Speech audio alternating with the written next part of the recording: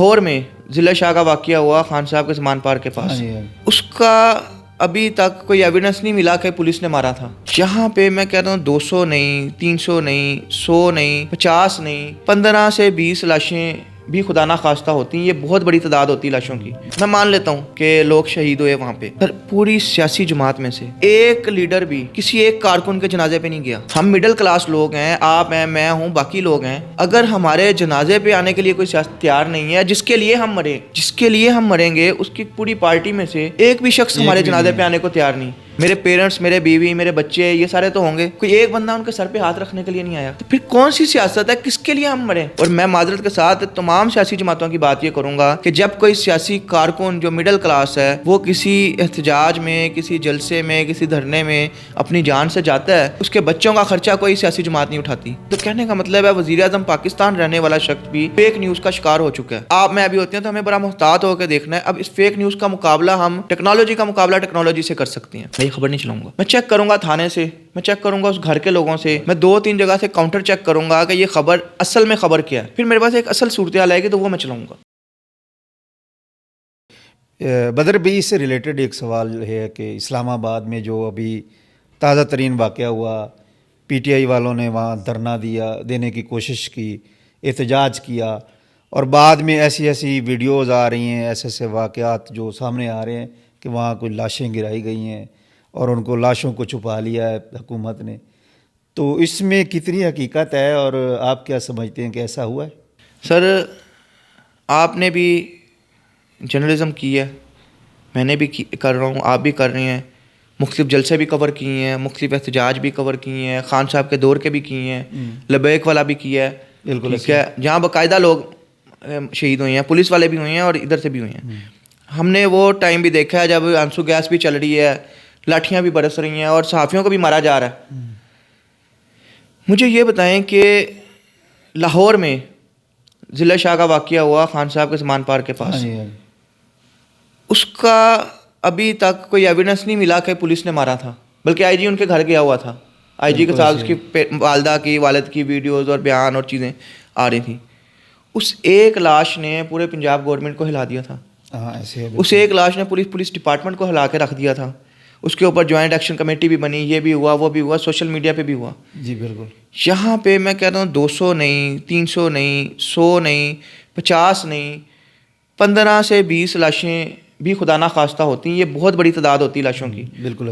کیا آپ کو لگتا ہے کہ کسی پولیٹیکل پارٹی کو آج کل کے انوائرمنٹ میں 15-20 لاشیں مل جائیں اور وہ اس کا جنازہ سڑک پہ نہ پڑے؟ پھر تو یہ سوال پیدا ہوتا ہے کہ اچھا چلے ہو گئی. ہاں، یہ ہمارے سامنے حقیقت ہے کہ وہ ڈھاکہ میں جو ہوا تو انقلاب آ گیا، لاشیں گری، پولیس نے گرائی، سیکورٹی فورسز نے گرائی اور انقلاب آ گیا. سر یہ تو اس قسم کے موقع پہ تو پی ٹی آئی کے پاس گولڈن چانس تھا. اچھا، پھر میرا اس پہ شکوہ ہے، میں مان لیتا ہوں کہ لوگ شہید ہوئے وہاں پہ. سر پوری سیاسی جماعت میں سے ایک لیڈر بھی کسی ایک کارکن کے جنازے پہ نہیں گیا. یار غائبانہ نماز جنازہ ہی ہو جاتی ہے. اس کے پیرنٹس کے ساتھ کسی کے گھر چلے جاتے کہ جی آپ کا بیٹا ہمارے اس لڑائی میں ہمارے ساتھ کھڑا تھا اور وہ شہید ہو گیا. آپ تعزیت کرنے چلے جاتے اس کے گھر، اس کی ویڈیو سوشل میڈیا پہ آ جاتی کہ یہ ان کا بچہ ہوا. ایک لیڈر نہیں گیا تو پھر کس چیز کے لیے ہم سیاسی جماعتوں کے ساتھ کھڑے ہیں؟ ہم مڈل کلاس لوگ ہیں، آپ ہیں، میں ہوں، باقی لوگ ہیں. اگر ہمارے جنازے پہ آنے کے لیے کوئی سیاست تیار نہیں ہے، جس کے لیے ہم مریں گے، اس کی پوری پارٹی میں سے ایک بھی شخص ہمارے جنازے پہ آنے کو تیار نہیں. جنازہ نہیں ہوا، لاشیں بھی چھپا لیں گورنمنٹ نے. یار میرا گھر تو ہوگا، میرے پیرنٹس، میرے بیوی، میرے بچے، یہ سارے تو ہوں گے، کوئی ایک بندہ ان کے سر پہ ہاتھ رکھنے کے لیے نہیں آیا. تو پھر کون سی سیاست ہے؟ کس کے لیے ہم مریں؟ تو اس سے بڑا یا تو آپ بتائیں نا. اس کی ویڈیو آتی ہے، آپ کو پتہ ہے جو صورتحال ہوتی ہے، لوگ گھر چلے جاتے ہیں، آپ تعزیت کرتے ہیں، آپ کے وہاں پہ یہ تو نہیں ہو سکتا کہ ایک بندہ شہید ہو گیا، اس کے گھر والوں نے فاتحہ بھی نہیں پڑھی. بالکل. ہمارے جو دیہات میں ہوتے ہیں نا، دیہاتی حلقے، ان میں تو عام طبعی موت ہو جائے تو ہمارے MPAs, MNAs جاتے ہیں، کچھ سیاستدان جاتے ہیں، اور الیکشن کے دوران جب جاتے ہیں تو وہ کئی عرصہ پہلے فوت ہو چکے تھے اور وہ فاتحہ پڑھ رہے ہوتے ہیں. ایسا ہوتا ہے. اگر انہوں نے کیش کروانا تھا تو وہ کرتے ہیں اس طرح. الیکشن کے دوران تو سر وہ کسی کی کہتے ہیں وہ منگنی ہو جائے نا تو ان کو نہ ڈھول نظر آئے، وہاں بھی فاتحہ پڑھ کے آ جاتے ہیں، جی بڑا اچھا بندہ سی. لیکن سوال وہی ہے نا کہ ہمارے سیاستدان ان جنازوں پہ ان لوگوں کے گھر کہاں پہ ہیں, ان کی کوئی فہرست کہاں پہ ہے. اچھا پھر ان کے کوئی بھی نہیں گیا, ہو گئے شہید. تو یار یہ کوئی جانور تھے؟ آپ کی اپنی پارٹی نے جس کے لیے آپ شہید ہوئے ہیں, آپ کو کتے جتنا احترام نہیں دیا کہ جا کے آپ کے کہتے ہیں گھر والوں کو کوئی تسلی دیں, کوئی دلاسا دیں, کوئی ان کے ساتھ پریس کانفرنس کر دیں.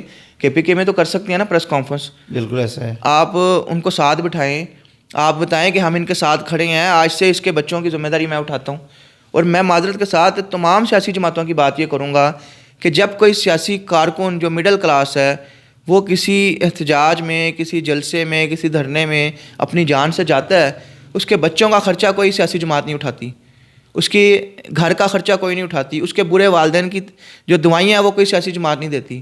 اور ان احتجاج میں مجھے کسی لیڈر کا کوئی بچہ نہیں نظر آیا جس کو مارا گیا ہو, جس کو کہتے ہیں قتل کیا گیا ہو, جو دھرنے میں کسی احتجاج میں اپنی جان سے گیا ہو. مجھے تو نہیں نظر آتا. یہ جو خبریں چلتی ہیں یہ جان بوجھ کے پروپیگنڈا کے طور پہ کرتے ہیں اس طرح کی. سوشل میڈیا پہ اس وقت ہم نے پریس کلب میں ایک بھی کروائی ہے, کیونکہ میں پریس کلب کا بھی اس وقت عہدیدار ہوں, تو ہم نے ایک پریس کلب میں بھی ورکشاپ کروائی ہے. اس کے علاوہ ورکشاپس ہو رہی ہیں اور اگلے سال کا بھی ہمارا ارادہ ہے کہ کنٹینیو کریں فیک نیوز کے اوپر کہ کس طرح سے اس سے نمٹا جائے. صحیح ہے.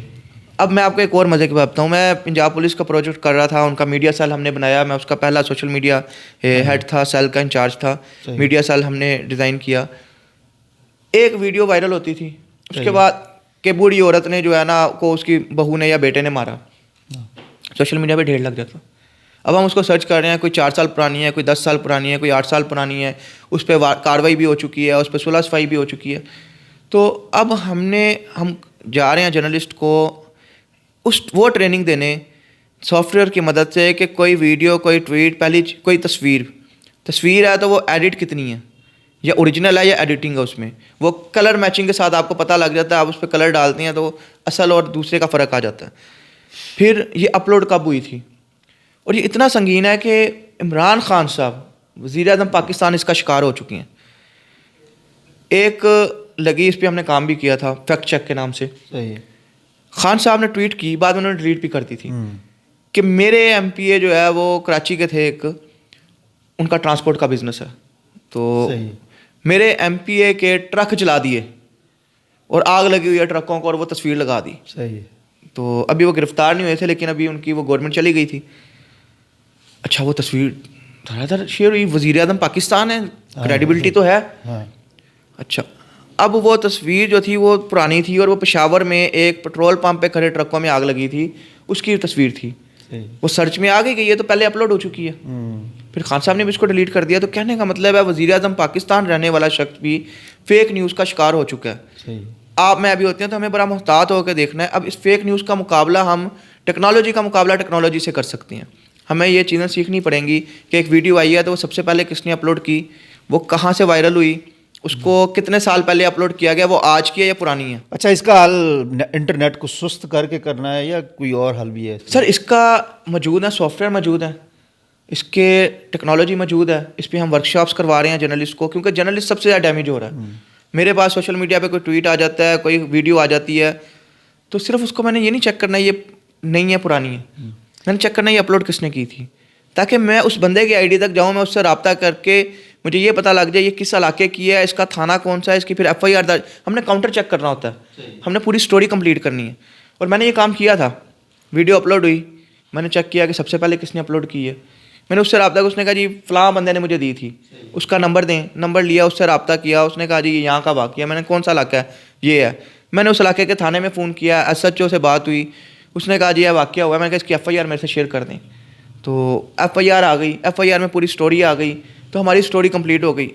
ٹھیک ہے, تو اب ہم نے اس طرف جانا ہے کہ ایویڈنس, ہم نے ڈیجیٹل ایویڈنس کیسے اکٹھے کرنے ہیں, کیونکہ ایز اے جرنلسٹ ہمارے لیے بہت ضروری ہے. ہم نے کاؤنٹر چیک, ہمارے پاس ہوتا ہے کراس چیک, ایک وہ ہے ٹرمز ہے. کراس چیک یہ ہوتا ہے کہ آپ مجھے خبر دیتے ہیں تو میں یہ خبر کبھی نہیں چلاؤں گا, میں اس کو 2-3 ورڈز رائے سے کنفرم کروں گا کہ آپ نے مجھے سچ بتایا یا جھوٹ بتایا. آپ مجھے کہتے ہیں جناب فلاں گھر میں جگہ ڈکیتی ہو گئی, میں یہ خبر نہیں چلاؤں گا. میں چیک کروں گا تھانے سے, میں چیک کروں گا اس گھر کے لوگوں سے, میں 2-3 جگہ سے کاؤنٹر چیک کروں گا کہ یہ خبر اصل میں خبر کیا ہے. پھر میرے پاس ایک اصل صورتحال آئے گی تو وہ میں چلاؤں گا. یہ ڈیجیٹل پہ ہمیں سمجھنے کی ضرورت ہے, اس کی ٹریننگ کی ضرورت ہے کہ آج کل جو لوگ آ رہے ہیں وہ ڈیجیٹل پہ کام کرنا چاہتے ہیں. ڈیجیٹل ایک میڈیم ہے اور بڑا اچھا اور بڑا مضبوط میڈیم ہے. اس کو اگر کوئی خراب کرے گا تو فیک سٹوری خراب کرے گی.